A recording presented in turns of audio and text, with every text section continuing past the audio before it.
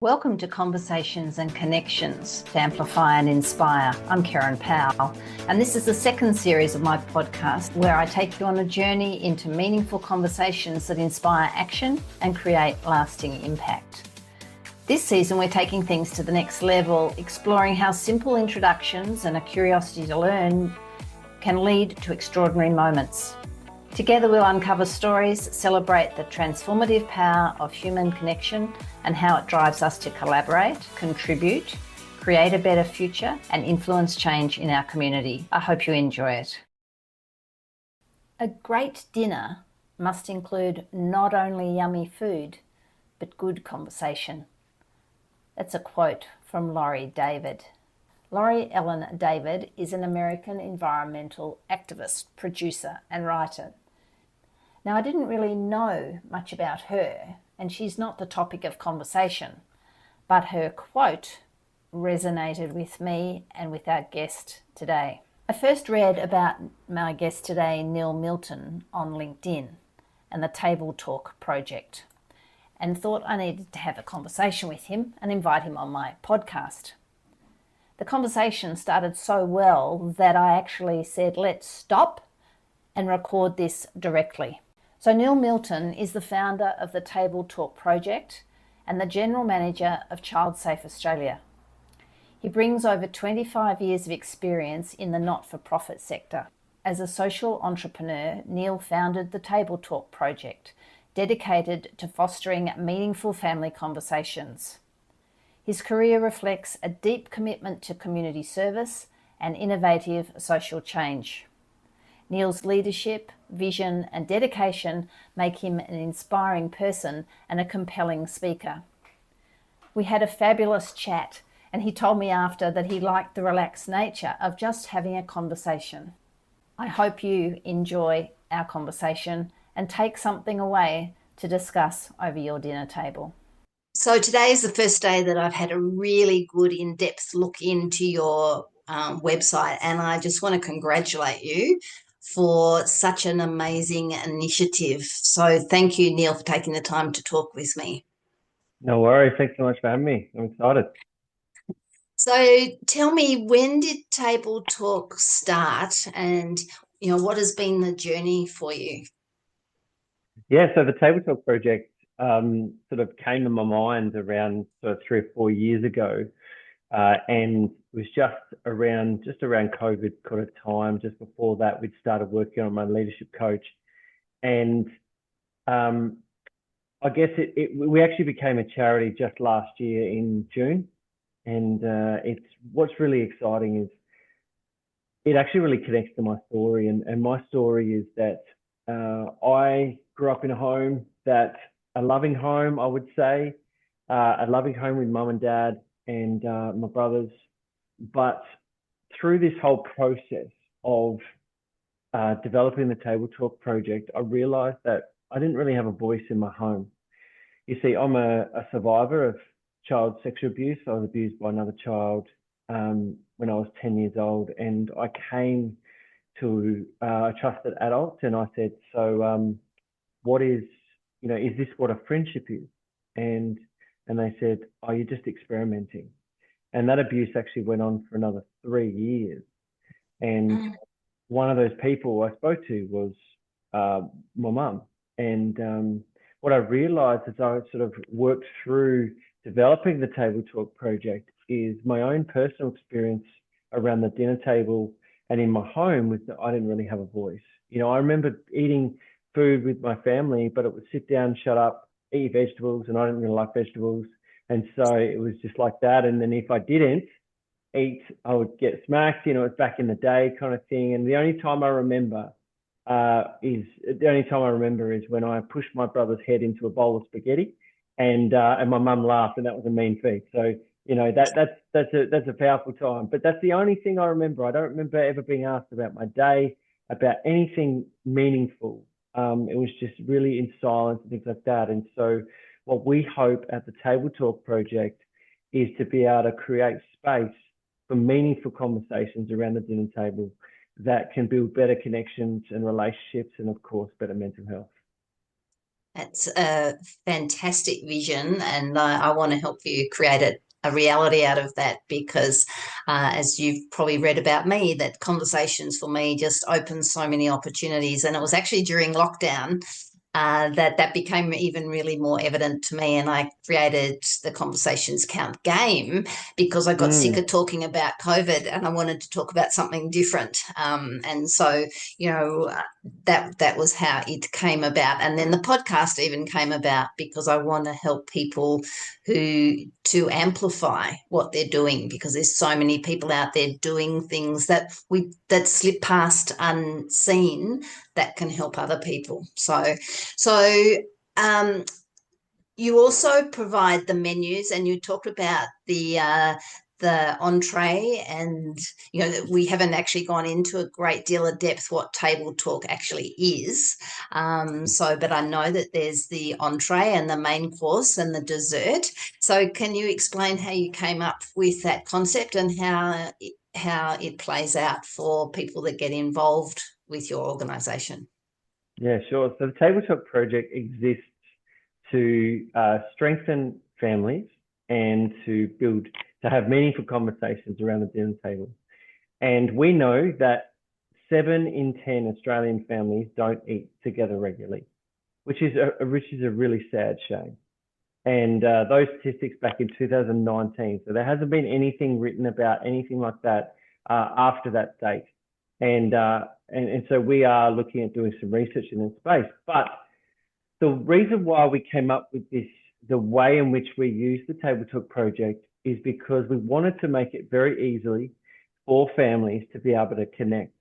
And so we've made this web app, if you like, that creates the space for those conversations. So we run it like as if you're sitting at a meal. So entree, main, dessert. So entree is the food that we prepare and eat, and we provide recipes for people to download or to utilize on their device.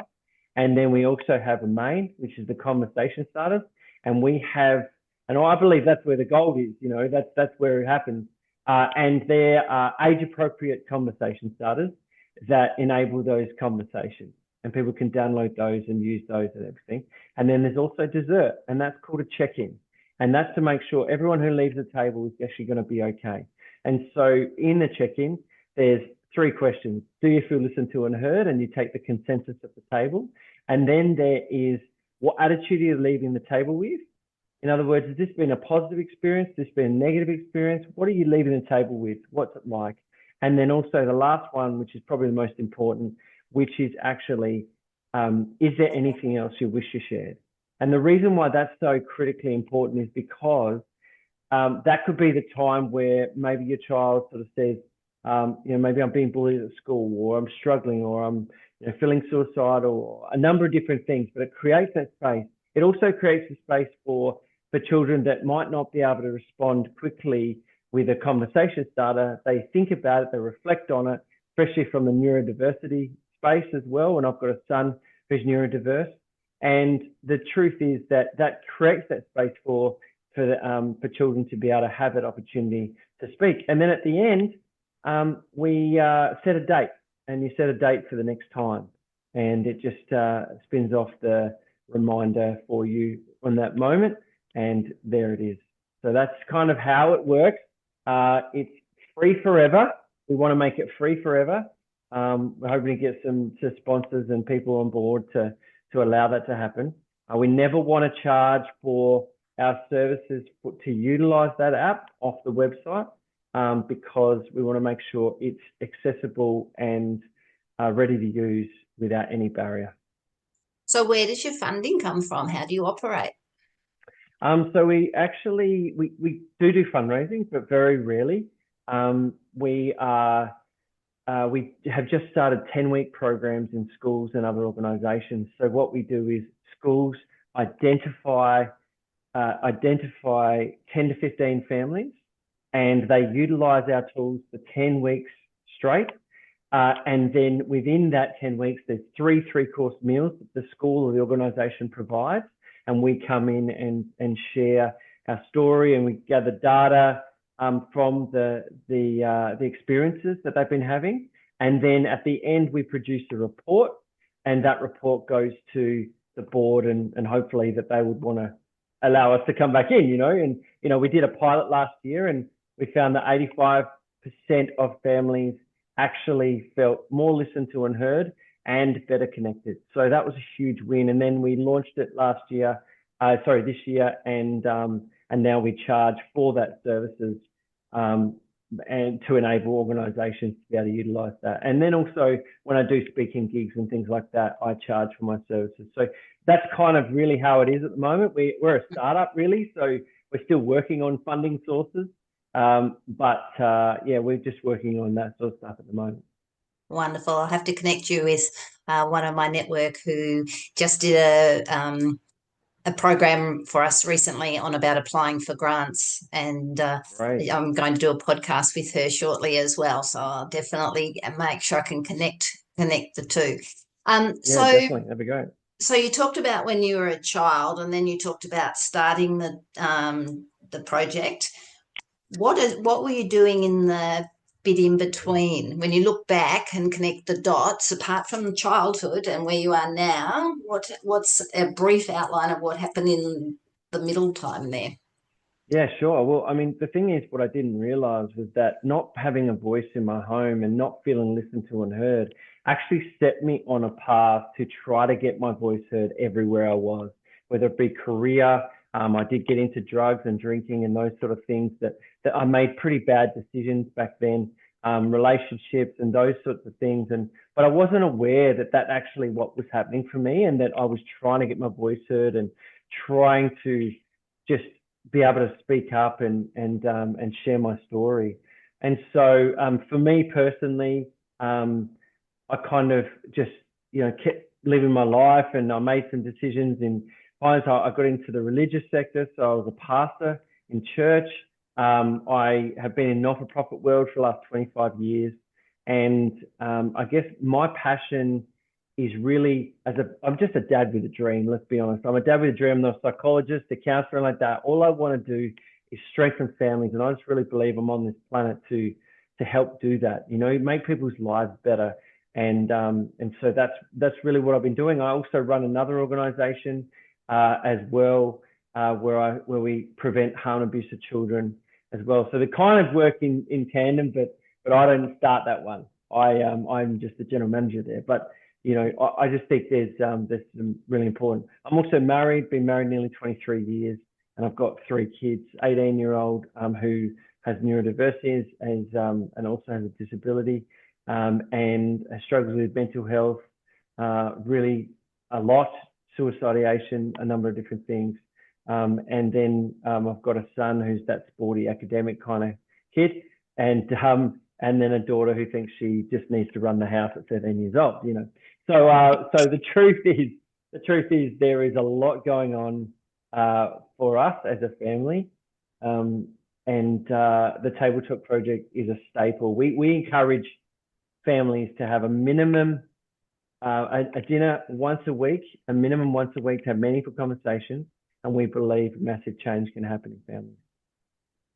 We've been trying to have this conversation, you and I, for quite some time. So I'm just so delighted that we've got together, because it was only last week that my grandchildren, who are 7 and 4, are here with my son, who's 39, and they've started a thing around the dinner table where they have to talk about 3 things. One is the high, the low, and something random from their day. And so we were sitting around the kitchen bench having fish and chips, and we all had to come up with the 3 things. And so we're definitely meant to connect, and that's what I believe happens in the world too.